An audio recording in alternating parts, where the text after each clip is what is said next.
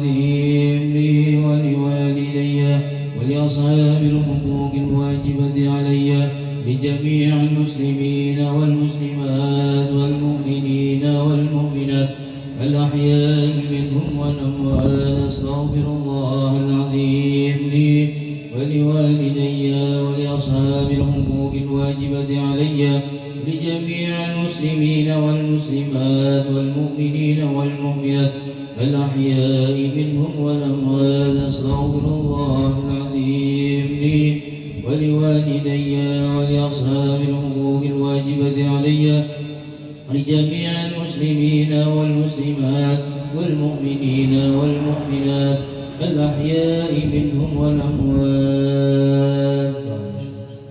الفاتحة. أعوذ بالله من الشيطان الرجيم. بسم الله الرحمن الرحيم. الحمد لله رب العالمين الرحمن الرحيم مالك يوم الدين إياك نعبد وإياك نستعين اهدنا الصراط المستقيم صراط الذين أنعمت عليهم غير المغضوب عليهم ولا الضالين آمين.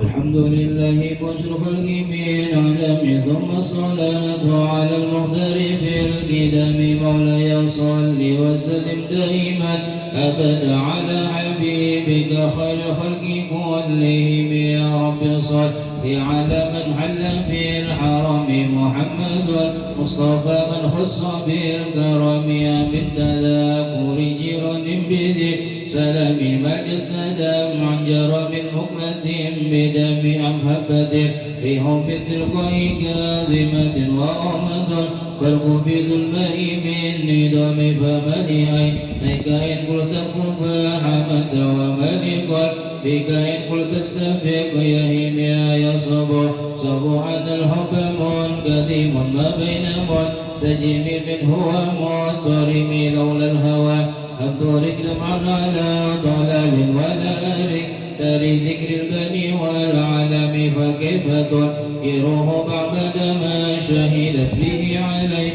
عدل دمي وسقم وأثبتت ودخت عبرة ودنا مثلها على هديك والعنم نعم سرى طيف من وفأبرقني والحب تريد اللذة بالألم يا لئيمي بالهوى عظيم معذرة مني إليك ولو أنصفت لم تلم عادتك هي السر بمستدير عن الوشاة ولدي بمنحسب محتني مسلك لست أسمعه إن المهم بعد العذل في صمم النتحب تنصح شب في عدل وشب عدو في نزل عن دعم مولاي صل وسلم دائما أبد على أبي خلق كلهم بين مرض بسوء ما تعد من جلها بنذير الشب والهرم ولا عادت من فعل الجميل لقرض من ألم برش غرمات شمل قندوع لم أدبه أكره قدم تسر قم بدل منه بالقدم من لبرد لجمال منه آياتها كما يرد تجمع الخيل بالنجوم فلا ترى بالمعاصي كسر شهوتها عند الدعاء ويقوي شهوة النهيم والنفس كالطفل إن تحمله شاب على حب الرضا وإن تبتمه ينفتم فصف هوى هذر أن توليه إن الهوى ما تولى يسمي أو يسم ورعيها وهي بالأعمال سائمة وإن هي سهلة المرعى فلا تسمي كم حسنت لذة للمرء قاتلة من حيث لا يدري أن سم في الدسم وشتس اسم جوع ومن شباع فربما مسد الشر من التخم واستفرق دمع من عين قديم تلأت من المغرب وجمهمية الندم وخلف نفس وشيطان وعزيم وإنهما مهدق النسفتهم ولا تطع منهما خصما ولا عدما فأنت دع رفق الخصم والحكم أستغفره وهب من قول بلا عمل لقد نسبت به نسلا لذي عقوم أمرت قلب ما تمرد به وما سقمت فما قولي لك سئم ولا تزم وقبل الموت نافلة ولم أصل بسوى فرد ولا معصوم مولاي صل وسلم دائما أبدا على حبيبك خير الخلق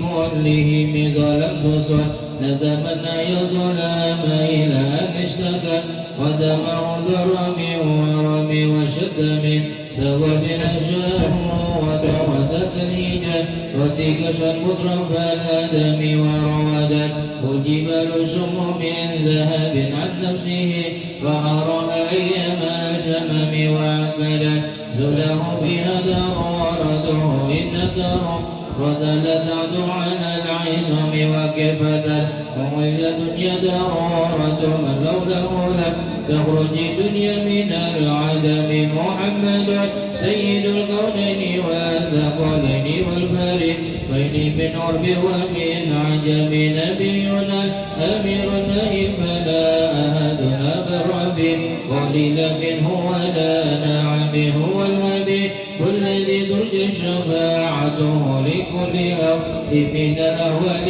مقدم داعينا غيب المستمسكون به مستمسكون نبي هب غير منقسم فقد نبي في خلق وفي خلق ولم يدم علم ولا كرم وكلهم من رسول الله ملتمس قرب من البريء رشب من الديم ووقف لديه عند حدهم من نقطة العلم أو شدة الهجم فهو الذي تم معناه وصورته ثم اصطفى حبيبا بريء النسم منزه عن شريك بمحاسنه فجوهر الحسن به غير منقسم دعمدات والنصر بنبيهم وقم بما شد مذهب فيه وتكيم وانسب إلى ذاته ما شد من شرف وانسب إلى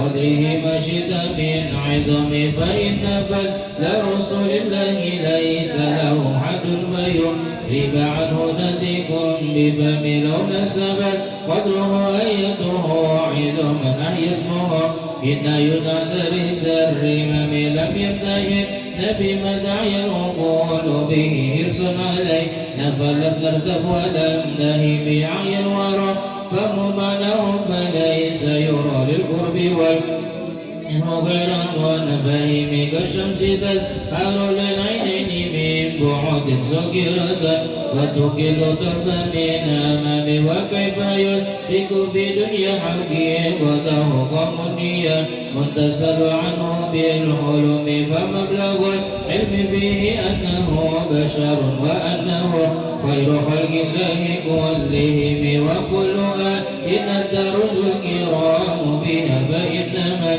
اتصلت من نوره به فإنه شمس فدنهم كواكبها يجرنا وروح للناس في الظلم أكرم بخلق نبي سنه خلق بالحسن مشتمل بالبسر متسم كالزهر بترف والبدر بشرف والبر بكرم والدر في همم كأنه وهو فضل في جلالته في عسكره إن تلقاه في عشم كأنما لؤلؤ المكنون في صلب من مدينة منتك منه ومبتسم الاتبايا للدربا عظمه ضبليم منه وملتزم مولاي صل وسلم دائما أبدا على حبيبك خير الخلق كلهم أبدا مولده عندي بعنصره يتبع مبتدئ منه ومقتدم يوم التفا رس فيه الفرس أنهم قد أنذروا بحلول البؤس والنقم وبدئ وابن كسرى وهو منصري كالشمل أصحاب كسرى غير ملتئم والنار خالدة الأنفاس من أسف عليه والنار السهل العين من سلم وساسا وتأملت بحيرتها وردها إلها بالغيره نظم كالنبي نرم بالماء من بلل حسن وإما بالنار من ضرم والجن تهتف والأنوار ساطعة والحق يظهر بمعنى ومن كلم عم وصف مفعلا البشائر لم تسمع وبرقة الإنذار لم تشم من بعد ما أخبر الأقوام كاهنهم بأن دينهم الموجه لم يكن وبعدما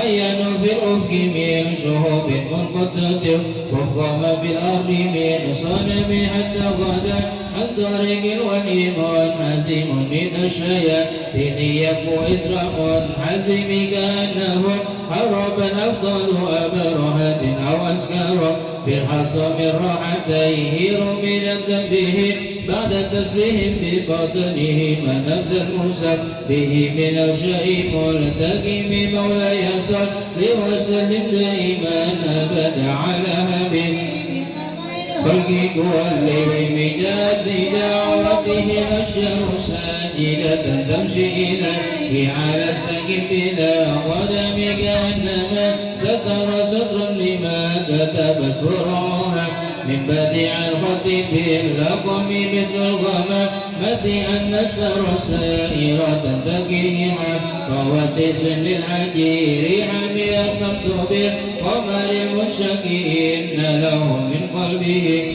نسبة مبرورة القسم وما هوى فر من خير ومن كرم وكل طرف من الكفر عنه عمي فسده بالبر وصدق لم يرم وهم يقولون ما بالغريم من عرم ظن الحمى ما وظن العنكبوت على خير البريد يدي لم تنسج ولم تهم وقايته فهي أنفس مضاعفة من الدروع وعن من العتم مع سمن دار ضيما واستجاد به إلا ونل تجوار منه لم يدم ولا التمس تغنى دارين من يليه إلا السلام تنت من خير مستلم لا تنكر وهي برؤيه إن له قلبا إذا نمت العينين لم ينم وذكه نبلغ من نبوته فليس ينكر فيه حال مختلم تبارك اللهم وينبي مكتسب ولا نبي على غيب بمتهم كما أبرأت وسبا باللمس راحته وأطلقت قريبا من رفقة اللمم وآية سنة الشباب دعوته حتى حكت بالعصر ترمي بعين يدع خلق البطاح بها سيف من اليم أو سيف من العارم مولاي صل وسلم دائما أبدا على حبيب كل بدعني ووصفي آياتي له ظهرت ظهورنا الكرى ليلا على علم فالنور يسجد حسنا ومنتدم وليس ينقص قدرا غير منتدم فما تطول أمال مدين إلى ما فيه من كرم الأخلاق والشيم آيات حاكمنا الرحمن مهدثة قديمة صفة الموصوف بالكرم لم تأت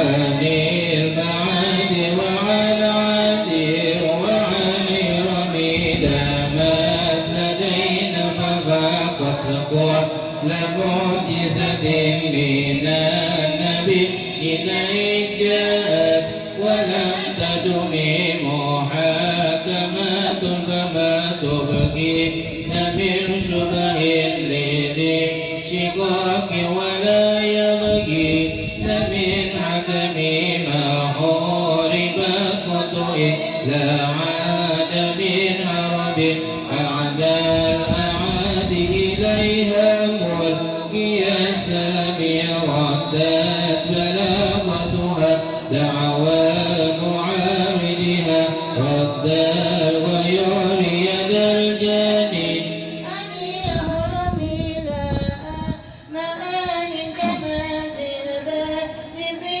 مدد وفوق جوهره في الحسن والقيم فما دعاة ولا تحصى عجائبها ولا تسام على الإكثار ببسام قرات بها عين قارها قل قد غفرت بحبل الله فاعتصمي إن تتلها خفة من حار نار الأرض أطفاتها ولدى معوير بها شبيبي كأنها أرض تبيض الوجوه به من العصاة وقد جاءوا كالأمم وكاسرات وكالميزان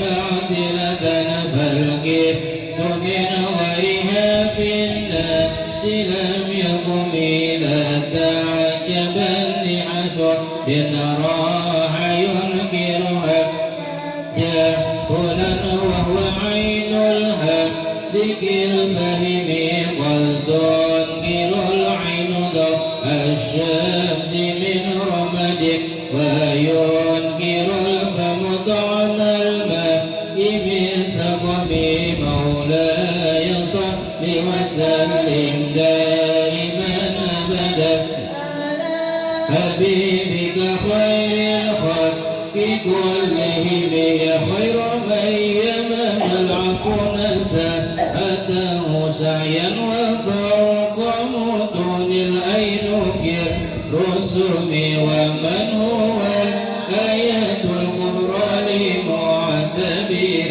ومن هو نعمة العظمى لمغتنم سريت من حرم ليلا إلى حرم كما سرى البدر في نجم من الظلم وبالتتر وإلى أن نلت منزلة من قبك لم تدرك ولم ترم وقدمت كجميع الأنبياء بها والرسل تقدم مخدوم على خدمي وأنت تحترق السبعة باق بهم في موكب كنت فيه صائب العالم حتى إذا لم تدع شعوا لمستبق من الدنو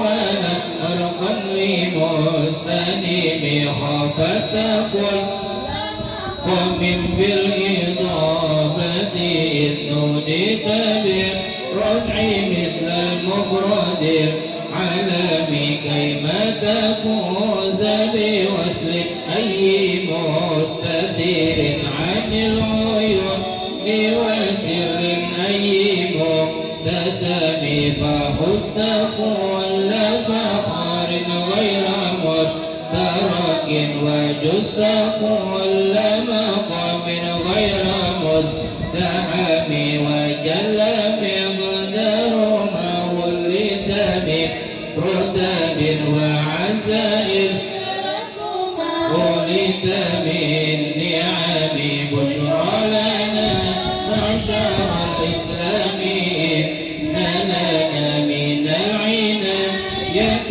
ركنا غير منهدم لما دعا الله له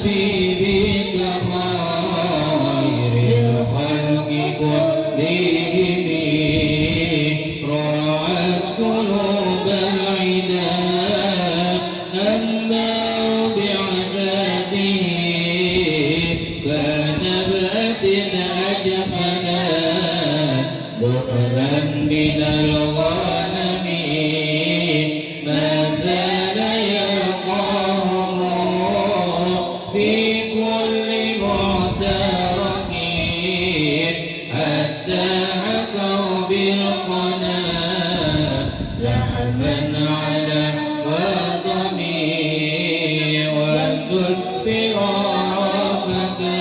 فكانوا يغمضون به أشلا شالت مع الإقبال والرقم تمضي الليالي ولا يدرون عدتها ما لم تكن من ليالي الأشهر الحرم كأنما دين ضايع حل ساحته سعيا ورم إلى لحم الحدا قارم يجر بحر خميس فوق سابقة يرمي بموج من الأبطال ملتزم من كل منتدب لله مبتسم بمستحسن للقبر مصطلب حتى غدت ملة الإسلام وهي به من بعد غربتها موصولة الراهم مقبولة أبدا منهم بخير أبي وخير بعل فنا دائمي هم الجبال فسألهم مصادمهم ماذا في كل مصطدم وسل هنينا وسل بدرا وسل عودا وصولها باللهم أدها من الوخم المصدر البدع بعدما وردت من لموس من الإمام والكاتبين بصوب بالخاتمة تركت أقلامهم حرف جسم غير منعجم شاكي سلاح لهم سيما تميزهم والورد يمتاز بسيما عن سلمي تعطي إليك رياح والنصر نشرهم فتحسب الزهر بالأكمام لكم كأنهم بظهور الخيل نبت ربان من شدة العزم لا من شدة العزم طارت قلوب العدا من بأسهم فرقان فما تفرق بين البهم والوهم ومن تكن برسول الله نصرته إن تفه العشق في أجلها تجبي ولن ترى بولي غير منتصرين به ولا من عدو غير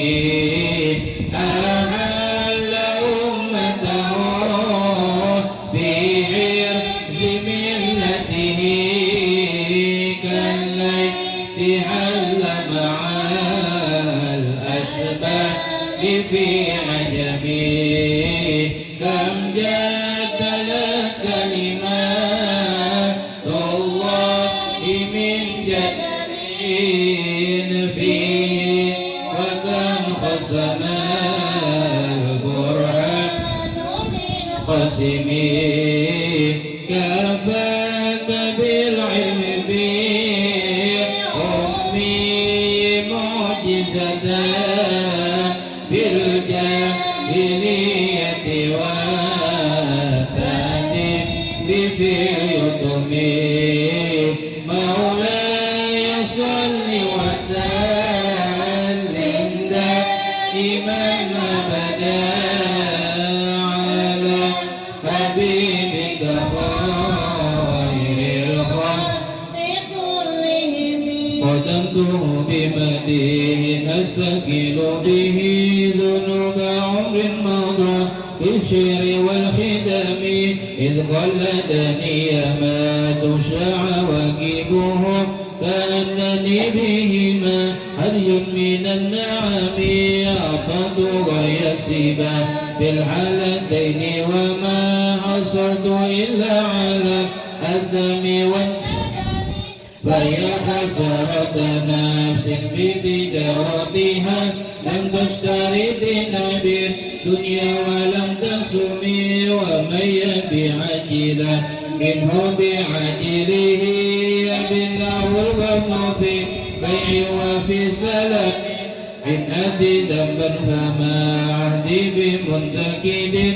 من النبي ولا حبيب منصرم فإن لي ذمة منه بتسميتي محمدا وهو فالخلق بالذمم إن لم يكن بمعاني أخذا بيدي فضلا وإلا فقل قدمي حشه أيهرم الرجم كرمه أو يرجع الجار منه غير محترم ومنذ ألزمت أكرم دائحه وجدته لخلاص خير ملتزم ولا يفوت الغنى منه يدا تربت إن الحيا ينبت الأزهار في الأكم ولم أرد زهرة دنيا التي اكتطبت يد زهير بما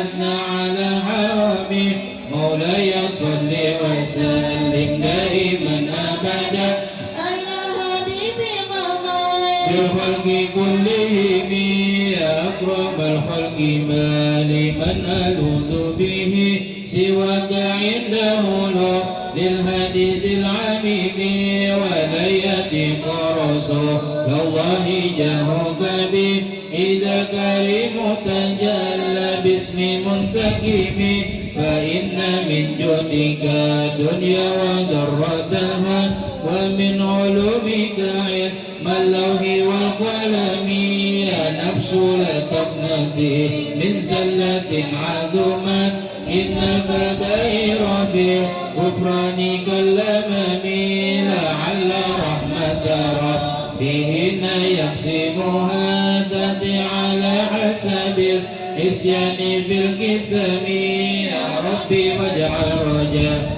غير عاكسين لديك واجعل حسابي غير منخرم واكتب بعدك في دارين إن له صبرا مددر ينحزم وذلس بالصلاة منك دائمة على النبي بمنحل ومنسجم عن أبي بكر وعن عمر وعن علي وعن عثمان ذي الكرم مرنها عذابا البني ريح صبا وأقرب العسى للعيس بالنظم والآل وصحب ثم تابعين لهم أهل التقى والنقى والعلم والكرم يا ربي بالمصطفى بلغ مقاصدنا واغفر لنا ما مضى يا واسع الكرم يا ربي بالمصطفى بلغ مقاصدنا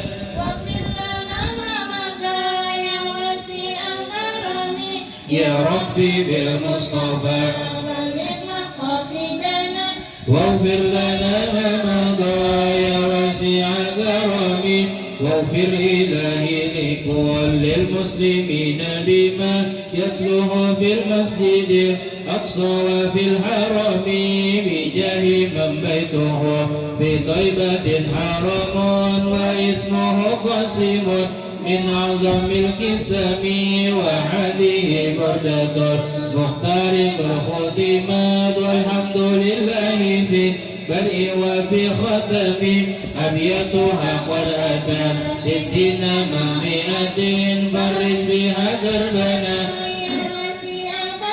يا ربي واهدم لقارئها وسامعها بحسن خاتمة يا منجي الأمم والمسلمين جميعا كل ما توليا من تذكر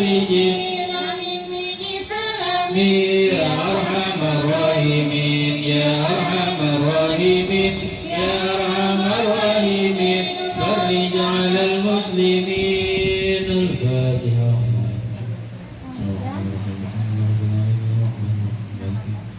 إذ نعبد وإذ نستعين صراط المستقيم صراط الذين أنعمت عليهم غير المغضوب عليهم بسم الله الرحمن الرحيم الحمد لله رب العالمين اللهم صل على سيدنا محمد عبدك ونبيك ورسولك النبي الأمي وعلى آله وصحبه وسلم الصلاة والسلام عليك يا رسول الله صلى الله عليه وسلم عليك يا نبي الله الصلاة والسلام عليك يا حبيب الله الصلاة والسلام عليكم يا أنبياء الله وعلى آلكم وصحبكم أجمعين والحمد لله رب العالمين الحمد لله رب العالمين حمد الذاكرين حمد الشاكرين وحمد يكون ويكون مزيدا ونحمدك على جميع نعمك وما علمنا منها وما لم نعلم وعلى كل حال اللهم يا محمد أحوال حول حالا إلى أحسن الحال اللهم يا محول أحوال حول حالا إلى أحسن الحال يا اللهم يا محول أحوال حول حالا إلى أحسن الحال من أعمل أحد الدلال وفعل الجهال اللهم صل وسلم على سيدنا محمد وعلى آله وصحبه وسلم وعلى بيته أجمعين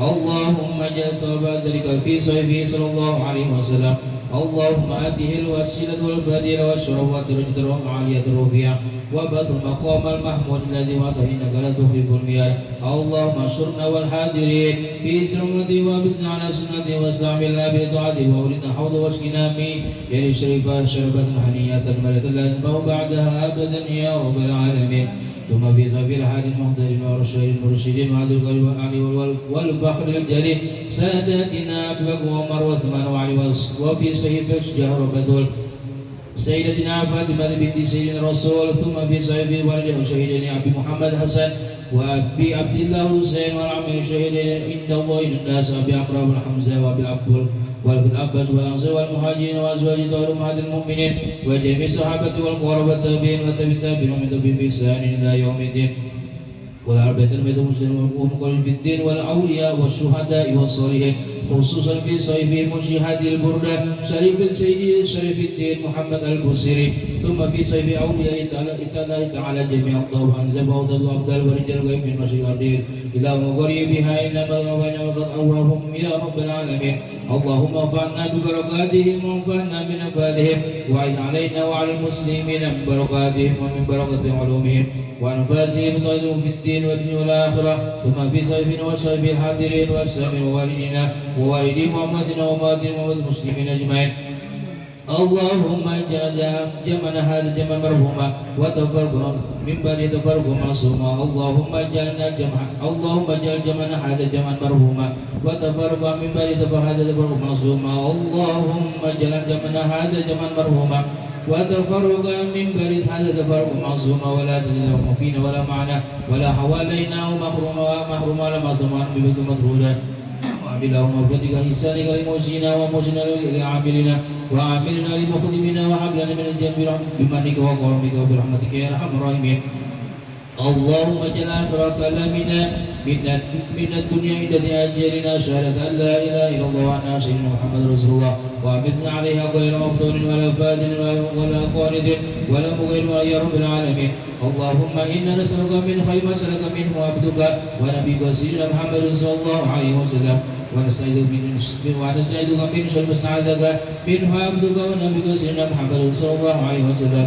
إن الله وملائكته يصلون على النبي يا أيها الذين آمنوا صلوا عليه وسلموا تسليما. ربنا آتنا في الدنيا حسنة وفي الآخرة حسنة وقنا عذاب النار. صلى الله على سيدنا محمد وعلى آله وصحبه وسلم والحمد لله رب العالمين.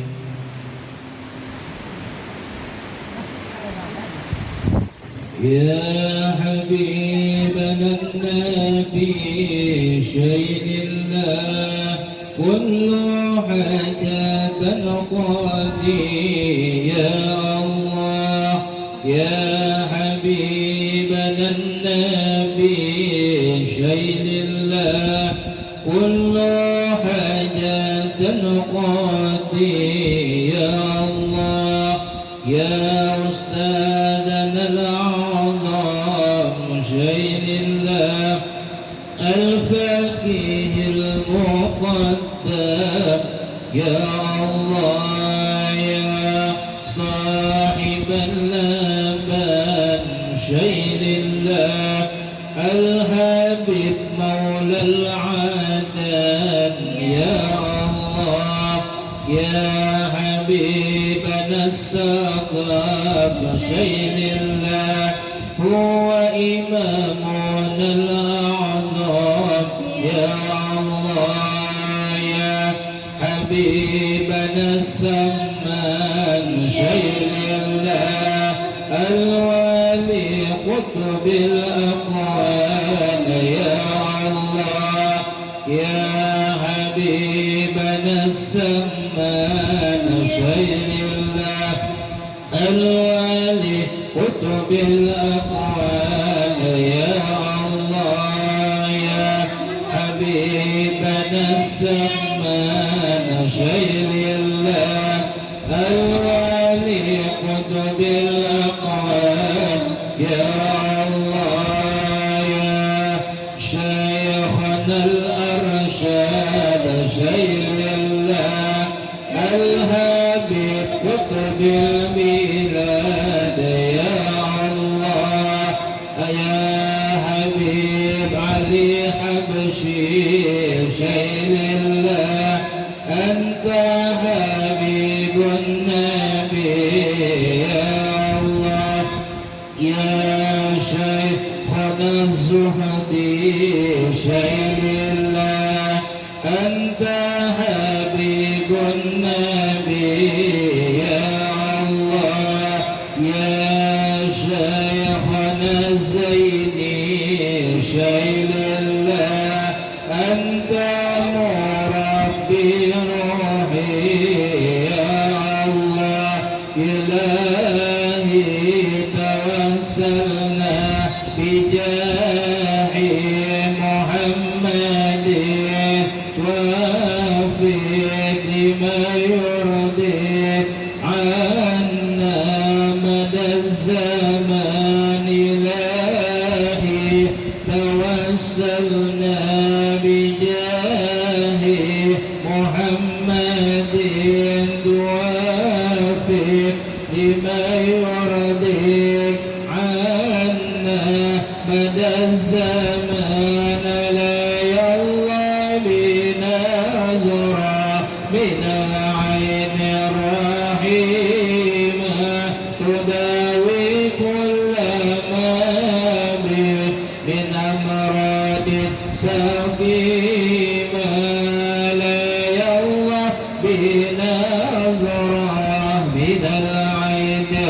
الرحيمة تداوي كل ما به من أمراض سقيمة شيل الله يا العيدر شيل الله محيي النفوس شيل الله شمس الشموس المدد يا العيدر شيل الله يا العيدر شيل الله محيي النفوس شيل الله شمس الشموس المدد يا العيدر الحمد لله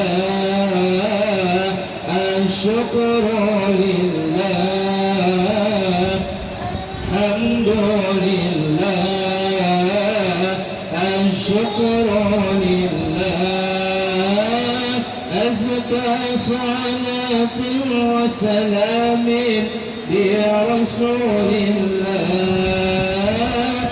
أزكى صلاة وسلام برسول الله الحمد لله الشكر لله الحمد لله الشكر لله أزكى صلاة وسلام برسول الله أزكى صلاة وسلام برسول الله يا الله يا رحمن جود لنا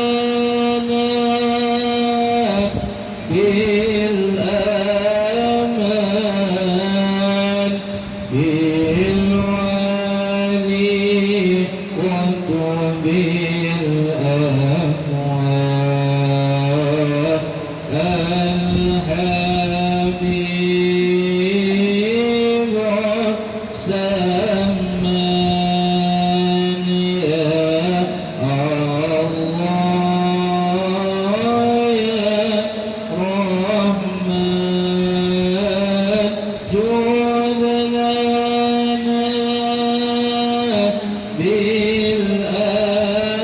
بالأمان بالوالي كنت بالأموال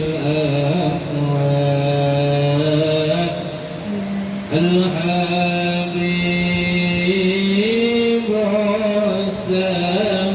السمان زاد شوق المعنى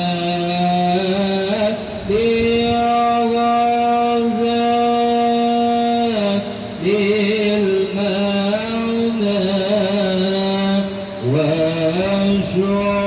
وشعور للمعنى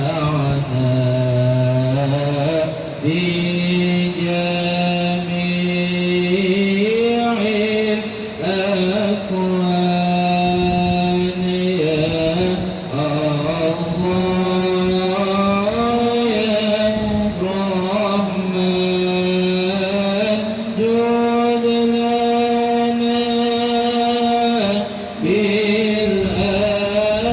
بالأمان بالوالي كنت بالأموال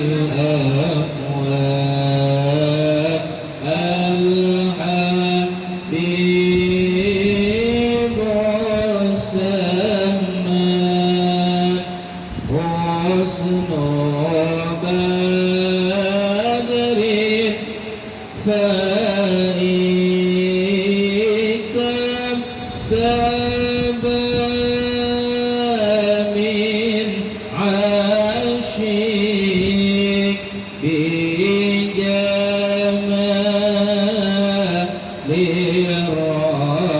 الرائق ومعين فتان يا الله يا رحمن جود لنا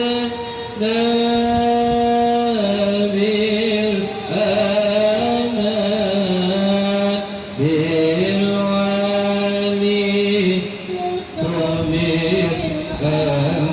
وبالأموال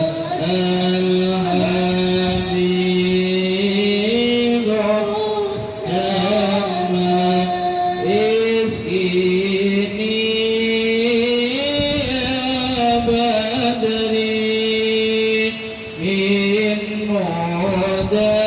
مدام ذكري واجليها للفجر من دنا للعرفان يا الله يا رحمن جود لنا بالأمان بالوالي قمت بالأموال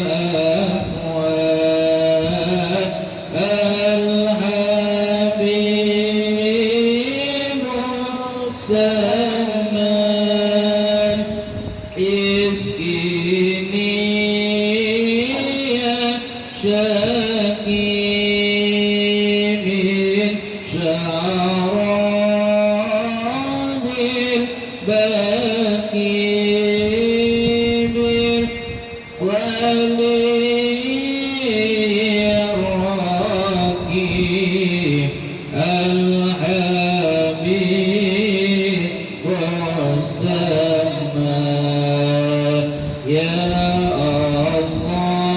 الله يا رحمن جود لنا بالأمان بالولي قطب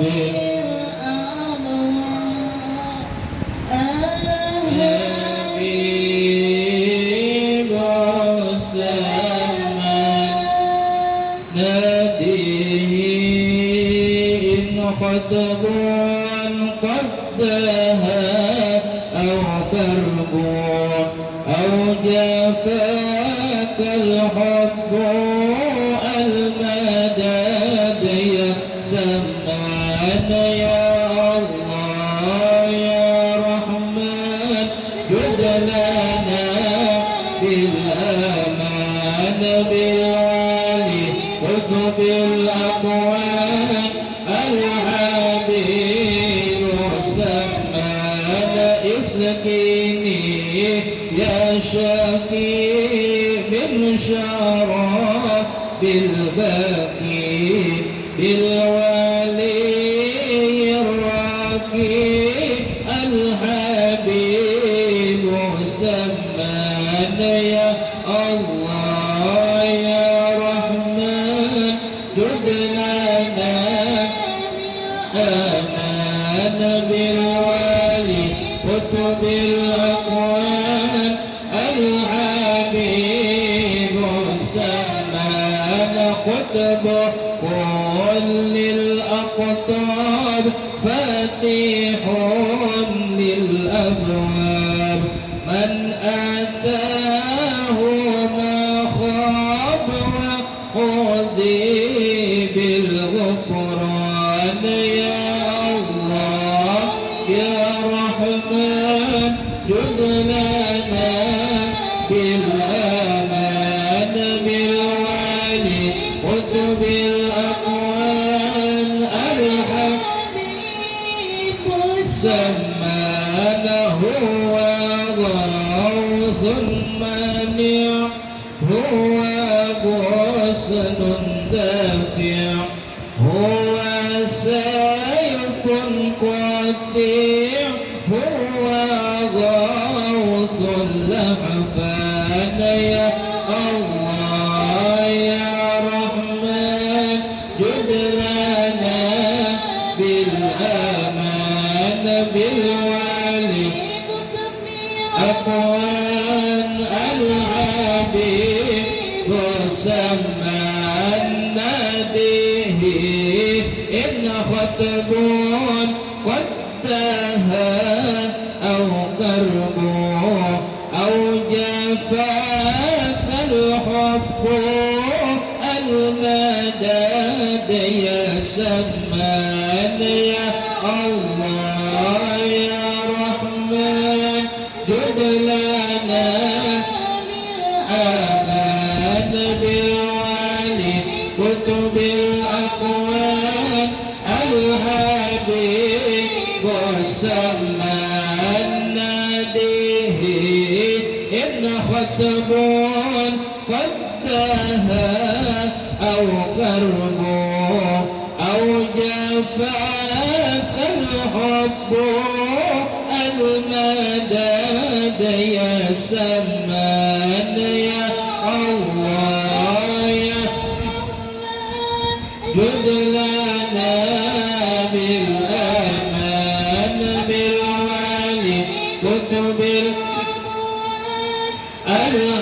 الحبيب السمان ناديه ابن خطبون قد دهى أو كرب أو جفاك الحب المداد يا سمان يا الله يا رحمن جد لنا بالأمان بالوالي كتب الأقوال الحبيب سمان وصلاة ربي تغشى خير نبي وجميع صحبي ثم آل العدنان يا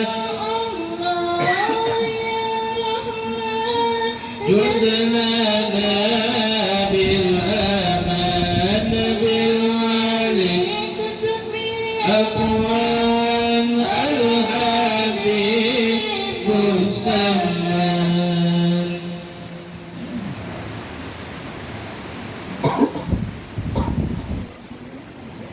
أيهم فيه فارزقنا وزيني زهيرا والوبات بكل علم زهير وباطن واقسم بقهر كل من أذانا ومن بسوء قد نوى همانا وكفاك فزرنينا أنا ولسواك ربي لا تقينا ونسينا من خير كل حاسد وسعمد مؤنف مؤاندي واسأل لنا من كل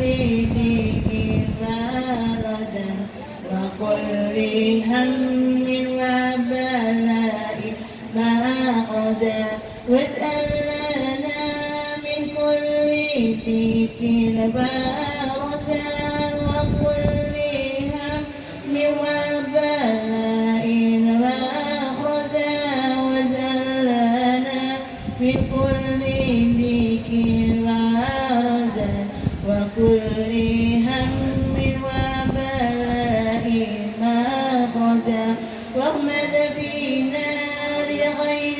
والخسران كل عدو مبتار وزاني واسأل لنا من لطفات خوفي حجاب سيف سمير لساني يا حي يا قيوم يا قهار علي يا عزيم يا زبان يا ربي واحفظنا إلى ممات من فتنة الزمن والآفات واختم لنا يا ربي بإيمانك وقصنا بفوز بالزنان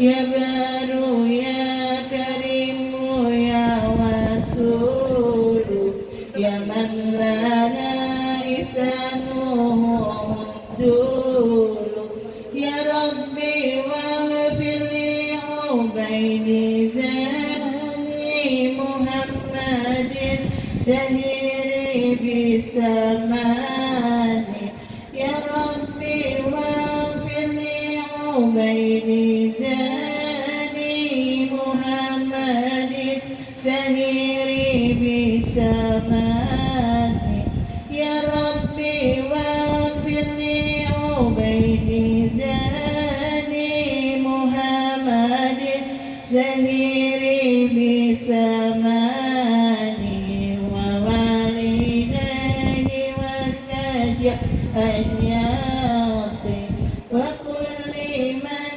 أدهله مواخي ومن له بسلقه قد انتجم بحق من بك له أدهى قدم ثم الصلاة والسلام أبدا على النبي هاشمي أمدا وآله وأصحابه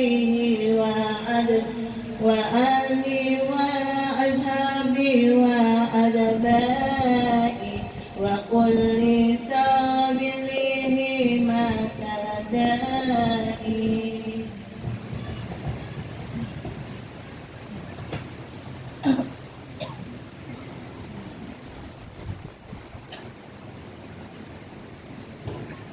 Bismillahirrahmanirrahim. Astagfirullahaladzim. Astagfirullahaladzim. Astagfirullahaladzim. Alladzi la ilaha illa huwal hayyul qayyum wa atubu ilaih. Ala man nawabihi salatu wassalam masyayyikhuna khususan ila ruh sahibul hawl Sayyid Muhammad bin Abdul Karim al-Qadir al-Hasan As-Saman al-Madani khususan ila ruh Sayyid Maulana Muhammad Ashraf bin Abdul Al-Badiri dan guru Haji Muhammad Kashful Anwar bin Haji Ismail Al-Badiri Habib Hamid bin Abbas Hashim Al-Habib Abu Bakar bin Hakim khususan ila ruh Sayyidina Mu'allimina Muhammad Zaini bin Abdul Ghani Satambul Baradabura khususan ila ruh Mu'allim hadal kitab dan guru Haji Muhammad Sarani bin Haji Jermani wa usulil muqru'ahib ولوالدينا ولهم مشايخنا مشايخ معمتنا وبهم لقضاء الحاجة ولنية السلامة والعافية لنا ولأهل بيتنا ولجميع المؤمنين والمؤمنات والمسلمين والمسلمات في الدين والدنيا والآخرة ببركاتهم شيء لنا هم الفاتحة أعوذ بالله من الشيطان الرجيم بسم الله الرحمن الرحيم الحمد لله رب العالمين الرحمن الرحيم مالك يوم الدين إياك نعبد وإياك نستعين اهدنا الصراط المستقيم صراط الذين أنعمت عليهم غير المغضوب عليهم ولا الضالين آمين. السلام عليكم ورحمة الله وبركاته. بسم الله الرحمن الرحيم الحمد لله رب العالمين اللهم صل وسلم وبارك على سيدنا محمد وعلى آله وصحبه أجمعين. قالوا سبحانك لا علم لنا إلا ما علمتنا إنك أنت العليم الحكيم وتب علينا إنك أنت التواب الرحيم. رب اشرح لي صدري ويسر لي أمري واحلل عقدة من لساني يفقهوا قولي لا حول ولا قوة إلا بالله العلي العظيم. Ibu-ibu yang sama-sama Bapak Ibu hadirin hadirat yang sama-sama dimuliakan Allah dan mudah-mudahan menjadi calon-calon penghuni surganya Allah Subhanahu wa taala. Amin ya rabbal alamin. Alhamdulillah wa syukurillah, kita ucapkan, kita panjatkan puji syukur kehadirat Allah Subhanahu wa taala. Berkat limpahan taufik rahmat inahnya juga kita masih diberikan kesempatan berupa panjang umur dan sehat badan. Dan syukur alhamdulillah kita dipertemukan dan dikumpulkannya kembali di tempat ini. Mudah-mudahan perkumpulan dan pertemuan kita selalu mendatangkan rahmat, berkat serta ridho dari Allah Subhanahu wa taala. Amin ya rabbal alamin. Salawat serta salam Allahumma salli wa sallim mubarak ala sayyidina Muhammad. Mudah-mudahan selalu tercurah kepada junjungan kita Nabi besar Muhammad sallallahu alaihi wasallam. Menyambung pelajaran kita halaman 24 di tengah babun nafaqah. Bismillahirrahmanirrahim. Qala mu'allif rahimahullahu taala wa nafa'ana bihi wa bi ulumihi fid dharain amin. Babun nafaqati ay hadza babun nafaqah, inilah bab belanja atau nafaqah bahasa Arab. Sebab-sebab yang mewajibkan nafaqah atau belanja itu 3 perkara. 1. Qarabat, orang dekat. 2. Malik, raja. 3. Karena sebab nikah. Jadi 3 sebab inilah yang mewajibkan nafkah atau belanja.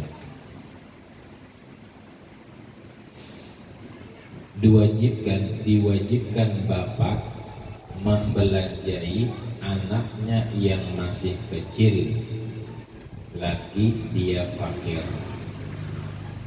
Jadi kewajiban seorang ayah itu memberi nafkah kepada anak, atau anak yang besar lemah daripada berusaha dan fakir. Tadi kan anaknya halus, sekarang anaknya besar. Anaknya besar itu ada yang mengatakan walaupun usianya sudah belasan tahun tapi masih belum begawi, tetap masih tanggungan abah. Wajib seorang ayah memberi nafkah, tanggung jawab bahasa kita ini. Atau fakir serta gila, atau kakanakannya tadi memang orangnya fakir, kemudian akalnya hilang, ya kan? Kada bakal bahasanya. Jadi mohon maaf, orang yang kada bakal dalam bahasa kasarnya orang gila itu masih tanggung jawab orang tua nafkah. Mohon maaf yang sekarang terjadi karena orangnya hilang akal, gila bahasa kasarnya timbul di pasung, diikat, ya kan? Kada tahu lagi, itu sama menyiksainya, sama menelantarkan. Apa hukumnya? Dosa dan haram. Karena kita namanya musibah kita kada bakal hendak, ya kan? Memang sudah takdir, qada dan ketentuan dari Allah. Kita tinggal menjalani aja. Nah disitulah, di dalam musibah ujian itulah banyak hikmahnya yang nyata bagi kita orang awam dosa diampuni Allah. Kita kada bakal hendak di jalanan bertabrakan, siapa yang bakal hendak? Kalau wae kana sahajaku turun dari rumah hendak bertabrakan, ada kan? Ada yang lah. Jadi ujian itu, musibah itu kita hendak menghindari, tapi karena sudah takdir dari Allah.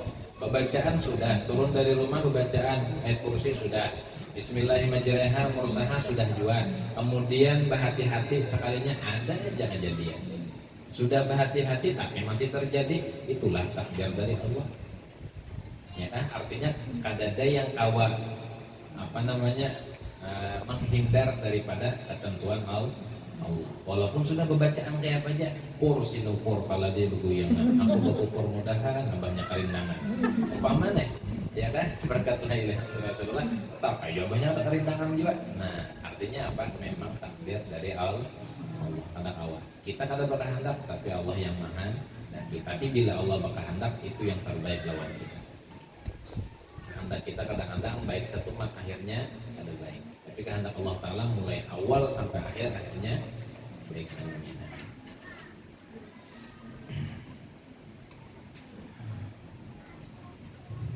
Dan demikian pula diwajibkan atas anak membelanjai bapak, ibu, dan ke atasnya yang bersifat salah satu tersebut. Jadi umpamanya anak sugih, abah mama kada sugih, ya kan? kan dipintangan anak berduit, abah mama kada berduit, wajib si anak ini mengongkosi kuitan. Kalau lagi bahari abah yang wajib. Sekarang anaknya sudah sukses, gawian alhamdulillah, kemudian abah mamanya sudah tua dan fakir, kada lagi yang diusahai. Nah, si anak inilah yang berkewajiban. Jadi anak ini menanggung kuitan. Bahkan lebih baik lagi, umah ini rumah ulun bonol, kamar banyak, ya kan? Ulun laki bini anak 4 aja umpamanya, sedangkan kamarnya 6. Lebihan baik. Pian nah di sini. Bilanya kayak itu pian insyaallah nyaman, hati tenang.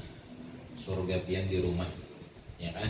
Tapi bila batu tunjulan dan sanak betunjulan ikam je menggaduh kuitan, ikam je menggaduh abah mama. Nah itu kada harapan berberkah, ya kan? Malahan mendengar abah mama betunjulan kayak itu, nangis gitu. Memang nangisnya udah berhadapan kadang-kadang. Nangisnya dalam kamar, dalam hati kita turunnya anak betunjulan. Makanya ada kata-kata 2 orang kuitan laki bini bisa memelihara 15 anak sekaligus.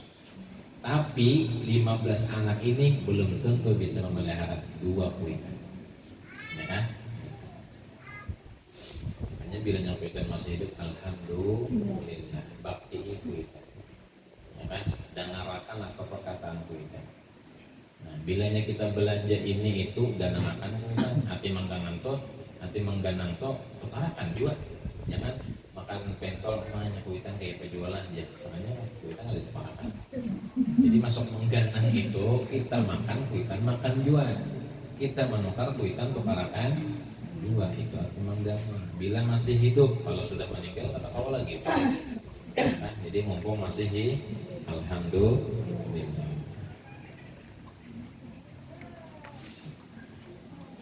Dan tiada wajib ibu membelanjai anaknya selama ada bapaknya. Nah, jadi tugas istri selama ada suami itu yang bertanggung jawab atas nafkah. Suami yang bertanggung jawab atas nafkah, ya kan? Selama masih ada suami. Kalau suami tidak ada, berarti tanggung jawabnya kepada istri. Sekarang banyak, mohon maaf, laki bini cerai. Kemudian anak masih halos, ya kan? Kemudian si abahnya ini karena sudah cerai dengan mamanya, kada tahu lagi lawan anak sini. Padahal tetap kewajiban dari agama si abah ini tetap mengongkosi anak sampainya kawin, ya kan? Ini pas sudah cerai, abahnya kada tahu lagi lawan anaknya, apa hukumnya? Haram, menelantarkan, kada mengongkosi. Ya kan? Tapi bilanya bertanggung jawab sampainya kawin wajib diberi nafkah. Kebanyakan nyawa ini kalau sudah cerai kada tahu lagi lawan anak. Itu. Jadi hidupnya itu gelisah, walaupun di pandangan kita orangnya sugih, orangnya nyaman, tapi hati sendiri merasa gelisah, ada nyaman.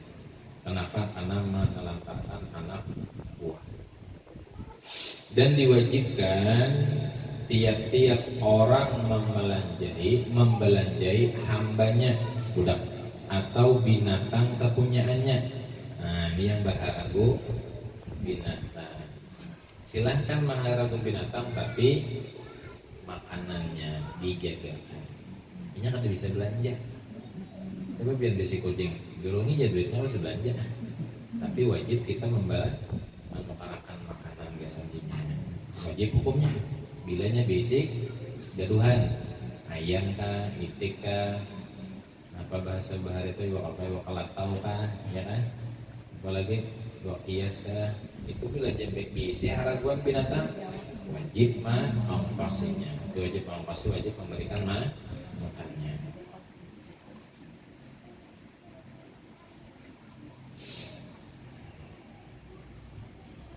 Maka belanja yang diwajibkan itu sekadar cukup hajatnya seperti makannya, pakaiannya, dan tempat diam yang layak dengan dia. Jadi rumahnya tempat berlindung, ya kan? Bajunya, pakaiannya, kemudian makannya. kemudian pulang makannya, pakaiannya, tempatnya itu dari hukum agama Islam wajib semuanya halal. Makanannya halal, bajunya halal, pakaiannya halal, dan tempat tinggalnya pun juga halal. Kayak apa halal? Berarti gawean tambahnya harus halal. Jangan menyapu menjual lah, menjual sapu. Gaweannya haram, hasilnya juga haram. Duit yang haram tukarakan baju, dibawa sembahyang, maka sembahyangnya kada diterima Allah.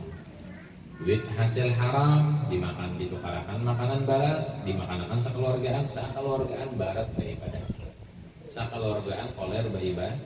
Yang haram itu dia kudu sukupul ngalih benar beribadah, barat benar. Orang kawah, seorang kada kawah, itu hasil dari haram. Dan tempat tinggal dari hasil yang haram, tempat tinggal itu merasa kepanasan, merasa kada nyaman, merasa kada betah, kada jinak tinggal di rumah itu dari hasil yang dilarang oleh Allah, haram kalau semua. Udah naik gawean kita baik, halal, hasilnya juga halal dua. Dan diwajibkan suami memberi belanja istrinya dengan yang taat kepadanya, dan diwajibkan suami memberi belanja istrinya yang taat kepadanya. Nah, ini bilanya istri bakti lawan laki, wajib si laki memberi nafkah. Tapi bilanya istrinya wani, khusus untuk Allah, istrinya wani benar lawan laki, bahkan menyambat lawan mamangnya laki kada lagi, abahnya kada, adul aja, dul, tadi dul ya, wajib lah diberi duit. Ada wajib sih seorang suami bapak itu bilanya bininya kada taat, kada maasi, nusus wani lawan laki, maka kada ada kewajiban bagi laki untuk memberikan nafkah, baik nafkah zahir atau batin. Makanya sebelum kawin bujur-bujur dipilih seorang istri. Siapa yang belum kawin sini? Hingga nih bang, yang masih banyak lagi, harus gitu. Dipilih itu boleh, makanya kan Nabi itu menyuruh ada 4 kalau cirinya, ya kan? Ada cirinya 4, 1 keturunannya harus baik, 2 5 lihat hartanya, ya kan? Kemudian apa lagi? Keturunannya linasabihat, 5 liha linasabihat lijamaliha, kecantikannya. Kenapa jadi suruh mencari cantik? Supaya anak cantik tuh, supaya anak bagus juga ya Allah. Kemudian yang keempat lidinihan, tenaga. Yang 4 itu ngalih banar dicari. Mungkin 1000 atau 100 hanya ada 1. Tapi bilanya kadada keempatnya sebuting barang karena agamanya ya masih anurut inggih pun kada berduit gini apalagi berduit. Jadi karena 5 lihat hartanya, lijamalihat kecantikannya, linasabihat karena keturunannya, kemudian lidiniha karena agamanya. Tapi dengan kada keempatnya nih alhamdulillah.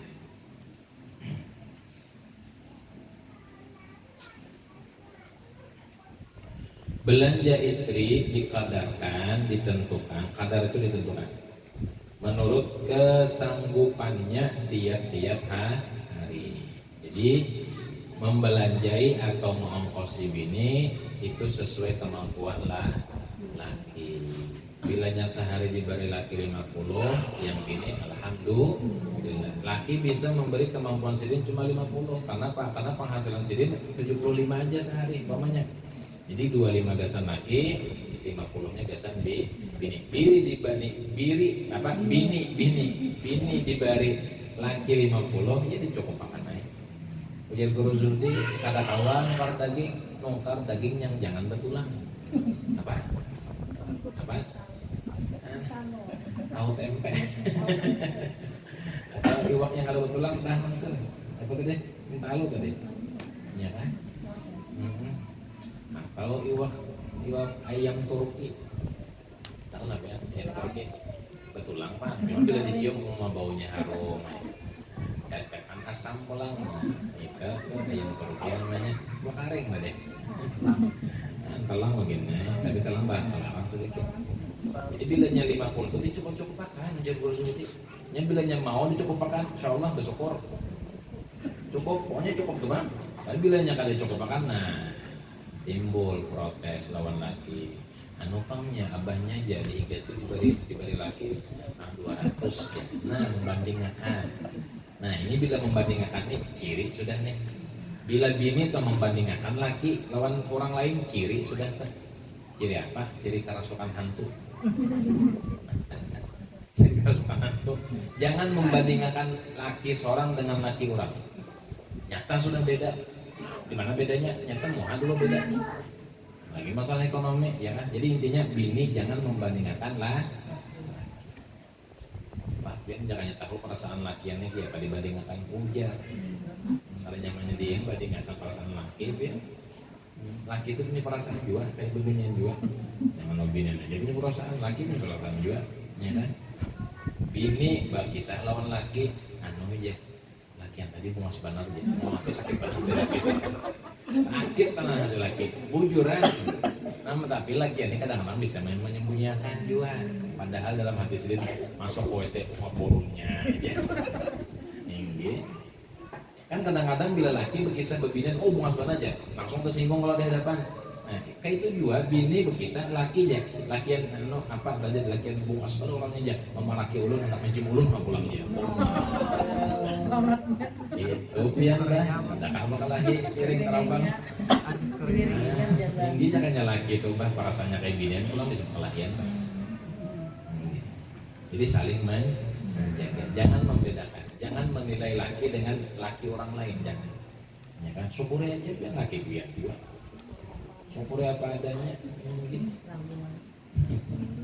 Jika suami itu mudah penghidupannya pada hari itu diwajibkan memberi nafkah kepada seseorang istrinya 2 mud atau setengah gantang fitrah seharinya daripada makanan yang biasa dimakannya tiap-tiap hari. Bilanya nafkahnya bagus, rezekinya lancar, bari balabih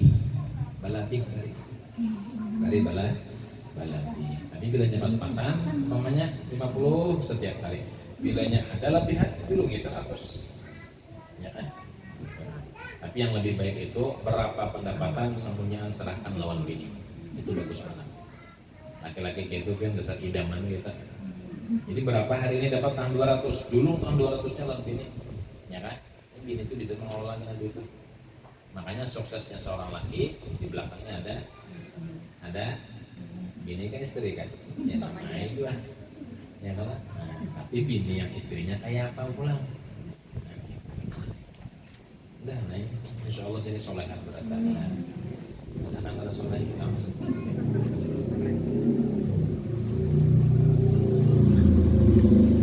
dan diwajibkan pula memberikan lauknya apa lauk iwaknya jangan baras-suara aja dan segala kelengkapan di rumah menurut adat orang yang sebanding dengan dia itu di sembakonya tadi. Dan jika suami itu orang yang pertengahan ekonominya wajib dia memberi belanja istrinya 3/4 dari belanja orang yang berada tersebut sesuai akan kemampuan. Dan jika dia orang yang sempit penghidupannya menengah ke bawah diwajibkan separuh belanja orang yang mudah tersebut.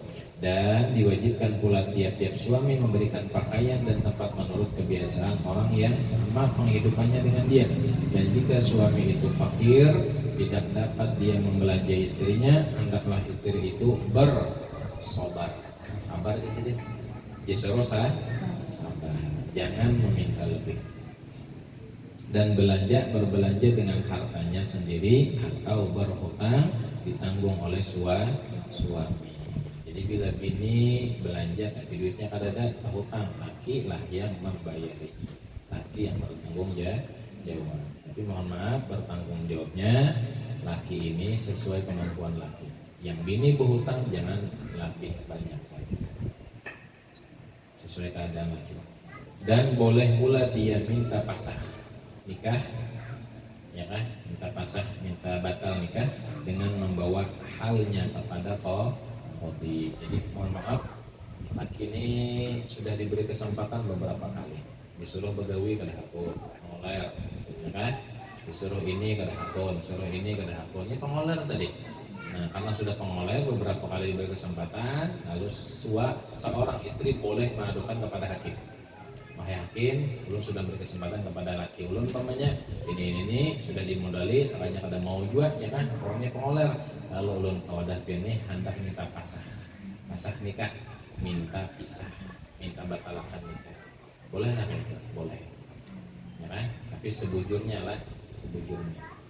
Nah, tapi bilanya laki memberi aja tiap hari, sekalinya bininya hendak lebih. Karena ada orang sudah memberi lelakian, ada memberi lelakian lain memberi. Laki bujur memberi 50, laki yang lain memberi 200 namanya, ya kan? Nah, sekalinya binian ini mengadukan antar minta pisah, apa hukumnya? Ada boleh dan haram. Kenapa? Karena laki masih bertanggung jawab aja. Ini kan kisahnya tadi, laki kada sing gawian, disuruh begawi kada mau, dimodali kada mau juga, pengoler tadi, diberi kesempatan kada mau juga, udah yang bini boleh mengadukan kepada wali makin qadhi. Allahu a'lam bishawab. Intinya nafkah itu hukumnya wajib atas seorang suami kepada istri anak buahnya. Dikit kita baca manaqib Syekh Salman Al-Madani dan kita dapat rahmat dan berkah dari Allah. Bismillahirrahmanirrahim. Ahmadul mustafa min ibadihi man syaa bil wilayah wa khassasahu bihamdi asrarihi wa jadabahu minhu ilayhi bisabiqil inayah wa ashkuruhu an manna alaina bil imani bima ja'at bihi al anbiya wal awliya wa min asrarihi rabbaniyyah wa wafaqana li mutaba'ati sunnatihi wal bahiyati saniyah wa sallallahu wa sallimu ala man sajada lahul malak wa huwa fi dhahri amhi sura wa ala alihi wa sahbihi wa tabi'ihi fi sabilin nuri amma ba'du. Syahdan adalah halnya Tuan Syekh Sayyid Muhammad As-Saman itu selalu di dalam zikrullah siang dan malam, dan dia suka uzlah, artinya menjauhi daripada bercampur dengan manusia, dan suka khalwat dan melazimkan ziarah ke Baqi', yakni tempat pekuburan segala istri Nabi Muhammad SAW di dalam negeri Madinatul Rasul, serta hampir dengan masjidnya pada tiap hari. Lalu dia berzikir dan membaca Quran di tempat itu. Jadi gawian sehari-hari Syekh Saman, seorang wali daripada wali-wali Allah Ta'ala, sidin sehari-harinya kada luput untuk memuji Allah. Allah sudah menerangkan, fadkuruni adkurkum, fadkuruni adkurkum. Siapa yang tertuju memujiku, siapa yang tertuju berzikir kepadaku, siapa yang tertuju memuliakanku, adkurkum, niscaya Allah akan memuliakannya. Nah, di antara tabiat Syekh Saman, setiap hari sidin tertuju berzikir, tertuju memuliakan Allah. Makanya hidup sidin mulia, bahkan meninggal sidin pun juga lebih mulia. Itulah kehidupan para wali Allah Ta'ala. Bahkan sidin sudah meninggal 255 tahun yang lalu, 2,5 abad yang lalu, ya kan? Sidin meninggal tahun 1189 Hijriah. Sekarang kita 1444 Hijriah. Jadi kalau di total dikurang kurang lebih 255 tahun yang lalu sidin meninggal, tapi sampai sekarang riwayat hidup sidin masih dibaca, manaqib sidin masih dibaca. Padahal orangnya sudah ratusan puluhan tahun yang lalu meninggal. Bahkan kubur sidin ada di kota Banjarmasin, kubur sidin ada di negara Indonesia, bahkan kubur sidin di luar negeri. Di mana? Di Madinah Al-Munawwarah. Tapi sampai ke Banjarmasin, nama sidin tetap haram. Bahkan setiap kali datang bulan Dzulhijjah, asing-asingnya mengadakan pembacaan manaqib Syekh Saman Al-Madani. Itu bukti nyata, ya kan? Padahal kita kada sejaman lawan sidin, kita belum pernah melihat wajah sidin, tapi kita mudahan ada di hati kita yakin bahwa Syekh Saman ini adalah wali Allah dan mencintai wali Allah Ta'ala. Karena di antara tanda orang itu ahli sunnah wal jamaah, dengan wali yang terdahulu kita percaya, dengan wali yang sekarang kita percaya, dan dengan yang wali akan datang pun kita juga percaya. Itu diantara tanda bahwa orang itu alamat atau tanda orang itu ahli sunnah wal jamaah. Lawan wali dahulu kita percaya, lawan semasa kita, zaman kita percaya. dan akan datang pun juga kita percaya. Jadi semuanya wali itu kita percaya. Di antara salah seorang hamba atau jamaah yang hendak mendapatkan suatu karamat wali, yang pertama dia harus yakin bahwa orang itu betul-betul wali Allah. Jadi sesamanya sudah masyhur sudah, ya kan? Makanya tawasul yang dibaca tadi itu sudah masyhur kewalian Sidin, ya kan? Dengan lakop, dengan gelar As-Samman Al-Madani. Padahal nama Sidin Sayyid Muhammad. Kenapa dikatakan Sayyid? Karena Sidin keturunan Rasulullah, pintangan Sayyidina Hasan. Makanya nama Sidin Asy-Syaikh As-Sayyid Muhammad bin Abdul Karim Al-Qadiri, itu guru Sidin Syekh Abdul Qadir Jilani Al-Qadiri Al-Hasani, pintangan Sayyidina Hasan Al-Madani, ya kan? Al-Qadiri Al-Hasani As-Samman Al-Madani. Nah, digelari As-Samman, wali Samman. Al-Madani karena Sidin lahir, tumbuh besar, bahkan kubur Sidin di kota Madinah dan kita kawasan berkah. Ini kan ada depan tulisan kayak kita di Banjar sini, Abdullah bin Anu. Sana cuma batu-batu warah aja di anak orang, ya kan? Nah kita kawasan berkah, insya Allah. Jadi di antara kelakuan Sidin sehari-hari Sidin peramai. Kalau tabiat Sidin ketujuh memuji Allah siang dan malam. Kedua, Sidin kadang ketujuh bercampur dengan manusia, apalagi sudah kepala 40. Itu berapa kepala? Satu teman kepala sapi kan, kepala siapa kan? Yang hari raya tadi 13 kepala ulang potong, hari ini 1 kepala. Isuk terakhir pemotongan. Mana hari? Banyak kepalanya. Ya, buntutnya orang ngambil. Lawan juga pemotongan itu bilanya imbah memotong pasti kepala dan batis dibawa bulut sini. Bila ditinggal kayak apa tukang potong memotong nih.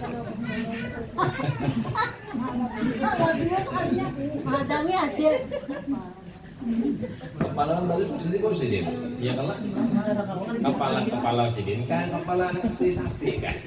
Nyata kepala Sidin ditinggal ya Pak. Alhamdulillah. Bila orang mau sabar dulu, nah waktunya terdabling nah 13 buting nih dia apa kan? Ayo aja, kami menunggu aja. Nah, alhamdulillah menunggu. Ini yang Pak Imba ini yang kita kali sedikit ya kan. Aku minta jam 8 tuh orang masih sembahyang lagi. Anak kawa, hanya tuh sembahyang, nambah kesenangan. Asal mau sabar, pokoknya intinya hidup ini sabar. Ada kala Nabi Yusuf memadakan asal bertakwa dan sabar, insya Allah. Asal bertakwa dan sabar, itu aja. Wa may yattaqi wa yasbir, bertakwa dan sabar, insya Allah. Bertakwa itu ya tadi. Kalau takwa menjunjung perintah Allah, asal dia mau sembahyang aja, kemudian sabar kehidupan di dunia, walaupun di dunia serba kekurangan, di akhirat dinyamankan oleh Allah. Wa may yattaqi wa yasbir fa innallaha la yudhi'u ajral muhsinin. Itu janji Allah Ta'ala. Biar kenapa kita di dunia ini serba kekurangan memang sudah dipadahkan Nabi ad-dunya sijnul mu'min. Dunia ini adalah penjaranya orang beriman. Jannatul kafir, dan surganya orang kafir. Sudah dipadahkan Nabi, berarti apa tadi? Dunia ini penjara orang beriman dan surganya orang kafir. Makanya orang kafir punya kada sembahyang sugih. Ya kan? Punya kada sembahyang sugih, ya kan? Mohon maaf. Punya kada pernah maju aja. Kada pernah sembahyang, kada pernah baca Quran, tapi dilebihkan Allah Ta'ala. Kenapa? Hadis Nabi tadi bunyi surganya orang kafir ya di dunia, tapi karena di akhirat ini masuk neraka. Bila awas, pergantian dari Allah Ta'ala adil. Nah, orang mukmin beriman jangan iri. Kenapa? Jangan iri karena sudah dipadahkan oleh Nabi. Yang namanya dunia, surganya orang kafir, penjaranya orang beriman. Mohon maaf, namanya penjara itu nyambung sakit kah? Kita mendengar penjara aja kan, kecuali penjara suci itu lagi kisahnya. Tahu penjara suci lah ya, pondok pesantren itu penjara dari penjaranya suci. Ini Allah. Kemudian selain sidin tikir, kemudian kada terlalu bercampur lawan manusia, sidin masuk halwan dan melazimkan ziarah ke baqi. Sidin ketujuh ziarah. Inilah amalan orang wali.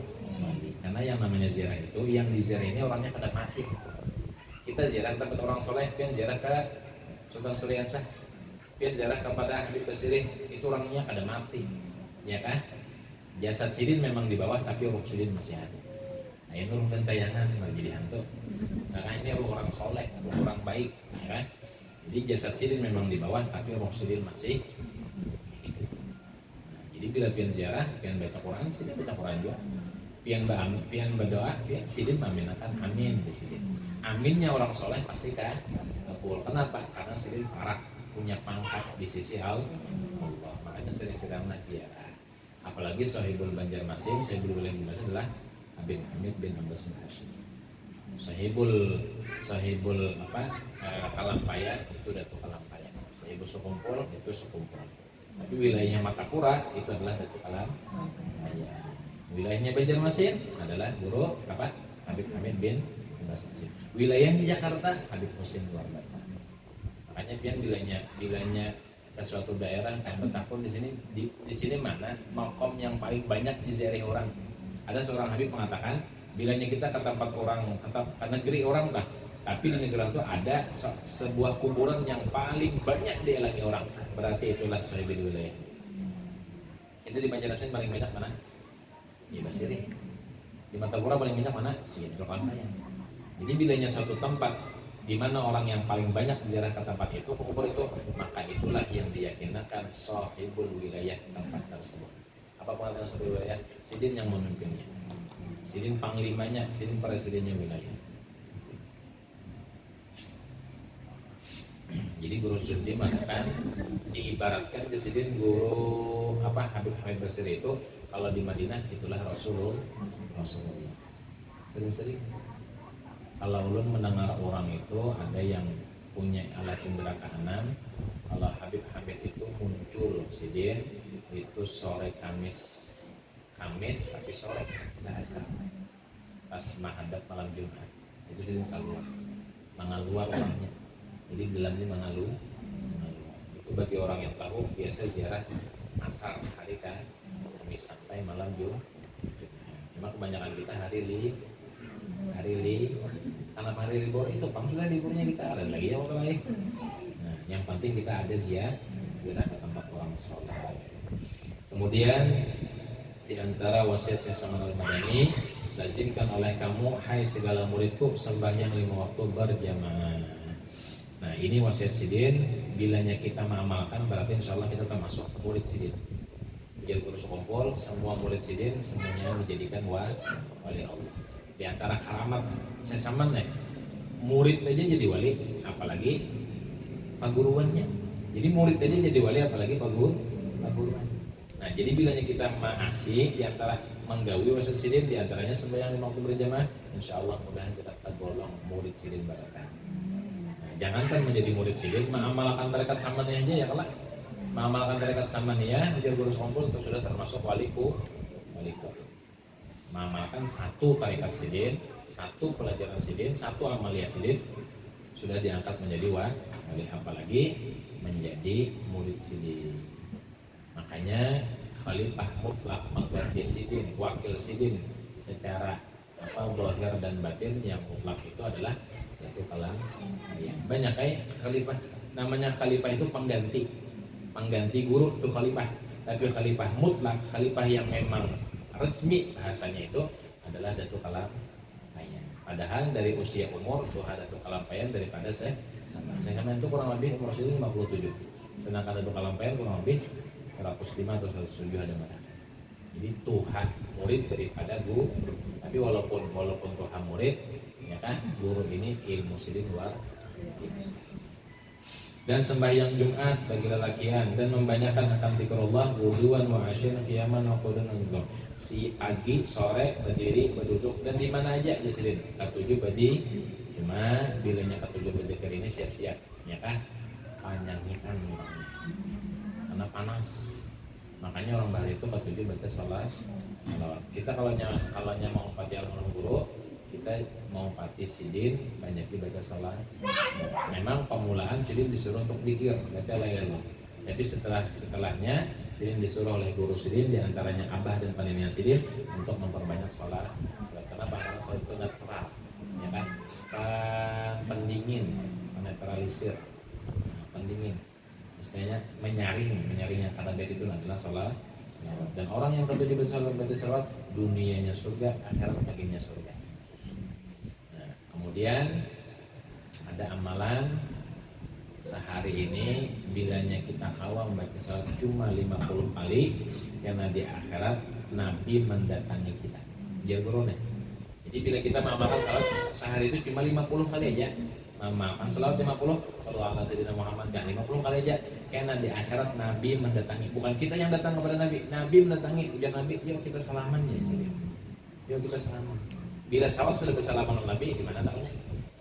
Nyata nyaman sudah, ya kalah. Itu baru 50, apalagi lebih 50, apalagi sampai 1000 kali. Nah, bila 1000 kali, insya Allah kita kada akan mati sebelum kita melihat tempat kita dalam surganya Allah. Makanya orang yang mengamalkan salat 1000 sehari ada akan mati kecuali sudah melihat tempatnya dalam surga. Pertanyaannya, yang sudah ke surga berarti kena dulu mati, ya kan? Ini bilanya 1000 sehari dilihat akan surga. Nah, ibadah dalam surga adalah was innalillahi wa inna ilaihi raji'un. Kunna kita, kunna, ya kan? Jadi bila mati nyata sudah surga. Nah, itu orang yang mengamalkan salawat sehari 1000 kali. Mudah-mudahan kalau dia amalkan. Ada banyak, ada 1000. Kalau abah guru bakit, kuitan daripada guru bakit, memadahkan 1000 itu di sini masih kekanakan behimusan mamalannya. Kekanakan behimusan di sini memalahkan 1000 itu. Berarti kan lebih daripada itu. Makanya kuitan guru bakit itu, sidin setiap hari teman alalapnya, alalap tahu bahasa Banjar. Matanya terlap antara hendak guring. Nah, imbah terlap tuh terbangun sidin. Ada tertakalap, ada Rasulullah tinggi sidin. Rasulullah tinggi sidin. Nah, itu aja sidin. Kalau guru semua nyebut ayah negara aja sidin. Itu kuitan daripada guru bakitnya pulang lo mendengar nih. Di antara keramat guru bakit. Sidin begana di sidin entah umrah kan, entah haji kan. Pokoknya dihadangi orang sidin di Mekah. 3 sidin aja lagi dihadangi di lobi. Sekalinya karena sudah kelawasan, seorang jamaah mendatangi ke kamar sidin. Imam mendatangi, mungkin sekamar kalau lah sidin, mbak kawang membuka kamar, diintihi setiap ruangan, di WC kadada, ruang tamu kadada, di kamar kadada, ya kan, ada lawas sidin turun. Nah, imbah turun ini ditakoni orang, guru, tadi orang mencari pian ke kamar kadada. Nah, di sidin tadi, ada keluarga di sini mengiau bahwa ada keluarga di Banua meninggal. Aku disuruh imam di sini. Jadi mendatangi ke Mekah situ. Mendatangi ke Banua. Imbas betul jadi imam di situ. Aku beli pulang ke sini. Dari Mekah ke Banua sekajak aja. Kalau kita mustahil. Ya kalau itu di antara alamat sini. Guru Bakit bin Tuan Guru Haji Ahmad Mumi. Jadi makanya kan Guru Haji Bakit AM. Itu AM itu nama Abah Sidin Ahmad Mumi bin Haji Ismail. Nah, kalaunya Abah Sidin di negara, Ayah Sidin di negara juga. Padahal lain orang negara, ya kan? Malah dulu. Nah, itu Guru Bakit. Adik Guru Bakit pulang di Kaltim ada, orangnya pintar itu. Ya, Salah anak Lori. Semuanya keturunan orang soleh. Mudah-mudahan kita soleh barangkali. Soleh-solehah kitanya, bahkan keturunan kita sampai ke bawah kita, mudah-mudahan dijadikan orang yang soleh dan solehah, dan mudah-mudahan jadi wali Allah Ta'ala barangkali. Amin ya rabbal alamin. Mudah-mudahan kita masih dipanjangkan umur, mensehatkan badan, diluaskan rezeki yang halal, dikabulkan segala hajat doa kita, dan mudah-mudahan akhir hayat husnul khatimah, selamat dunia akhirat. Amin ya rabbal alamin. Bismillahirrahmanirrahim. Qul huwallahu ahad. Allahu samad, lam yalid wa lam yulad wa lam yakul lahu kufuwan ahad. Bismillahirrahmanirrahim. Qul huwallahu ahad. Allahu samad, lam yalid wa lam yulad wa lam yakul lahu kufuwan ahad. Bismillahirrahmanirrahim. Qul huwallahu ahad. Allahu samad, lam yalid wa lam yulad wa lam yakul lahu kufuwan ahad. La ilaha illallah, wallahu akbar. Bismillahirrahmanirrahim. الرحيم قل أعوذ برب الفلق من شر ما خلق ومن شر غاسق إذا وقب ومن شر النفاثات في العقد ومن شر حاسد إذا حسد لا إله إلا الله والله أكبر بسم الله الرحمن الرحيم قل أعوذ برب الناس ملك الناس إله الناس من شر الوسواس الخناس الذي يوسوس في صدور الناس من الجنة والناس لا إله إلا الله والله أكبر ولله الحمد بسم الله الرحمن الرحيم الحمد لله رب العالمين الرحمن الرحيم مالك يوم الدين إياك نعبد وإياك نستعين اهدنا الصراط المستقيم صراط الذين أنعمت عليهم غير المغضوب عليهم ولا الضالين آمين وإلهكم إله واحد لا إله إلا هو الرحمن الرحيم الله لا إله إلا هو الحي القيوم لا تأخذه سنة ولا نوم له ما في السماوات وما في الأرض من ذا الذي يشفع عنده إلا بإذنه يعلم ما بين أيديهم وخلفهم ولا يحيطون بشيء من علمه إلا ما شاء وسع كرسيه السماوات والأرض ولا يؤوده حفظهما وهو العلي العظيم وقل الذكر فاعلم أنه لا إله إلا الله لا إله إلا الله لا إله إلا الله لا إله إلا الله لا إله إلا الله لا إله إلا الله لا إله إلا الله لا إله إلا الله لا إله إلا الله إلا الله لا إله إلا الله لا إله إلا الله لا إله إلا الله لا إله إلا الله لا إله إلا الله لا إله إلا الله لا إله إلا الله إلا الله لا إله إلا الله لا إله إلا الله لا إله إلا الله لا إله إلا الله لا إله إلا الله لا إله إلا الله لا إله إلا الله لا إله إلا الله لا إله إلا الله سيدنا محمد رسول الله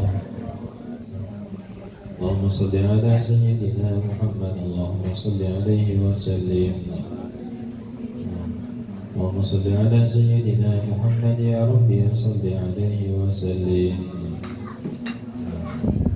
سبحان الله بحمده سبحان الله بحمده سبحان الله بحمده سبحان الله بحمده سبحان الله بحمده سبحان الله بحمده سبحان الله بحمده سبحان الله بحمده سبحان الله بحمده سبحان الله وبحمده سبحان الله بحمده سبحان الله العظيم سبحان الله بحمده سبحان الله العلي العظيم يا الله يا الله يا الله يا الله يا الله يا الله يا الله يا الله يا الله يا الله يا الله يا الله يا الله يا الله يا الله اللهم صل على حبيبك سيدنا محمد وعلى آله وصحبه وسلم اللهم صل على حبيبك سيدنا محمد وعلى آله وصحبه وبارك وسلم أجمعين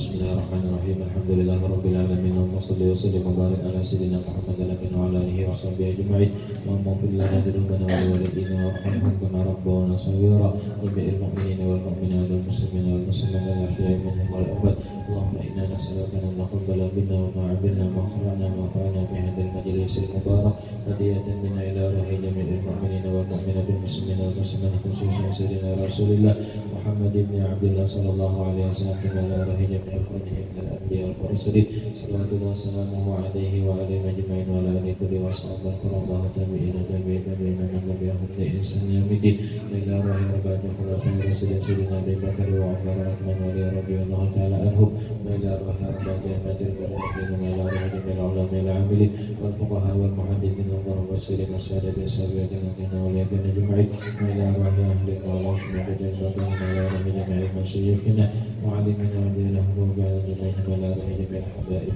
إلى أولياء جميع السنة خصوصا إلى روح صاحب الحول سيد محمد بن عبد المسلم المدني وخصوصا رسول الله مولانا محمد رشد بن عبد البندري والبلوغ هدي محمد كشف الأنوار بن هدي سنة البندري والحبيب محمد بن عباس بن هاشم الحبيب أبو بكر نسل حمزة بن سلمى وشيخنا معلمنا سيد محمد زين بن عبد الغني سيد البركة الأولى رسول الله المرحوم حجي مغني بن مسارة المرحوم خير الرحمن بن حجي مغني المرحوم بياه بن بولي المرحوم حجي رشيدي بن حجي منير المرحوم إبراهيم بن حجي رشيدي المسؤولين وفروعهم ولوالدينا ولهم مشايخنا ومشايخهم وعمدنا ومدين برحمتك يا أرحم الراحمين اللهم اغفر لهم وارحمهم وعافهم واعف عنهم واجعل الجنة مأواهم ومأواهم اللهم اجعل قبورهم روضة من رياض الجنان ولا تجعل قبورهم مغفرة من غفرين اللهم إن كانوا مسلمة فإنسان سلامة وحسنة وتجاوز عن سيئاتهم اللهم انزل رحمة نعمة مغفرة شفاعة سر واهد علينا وعلى أرواحهم اللهم تقبل حسناتهم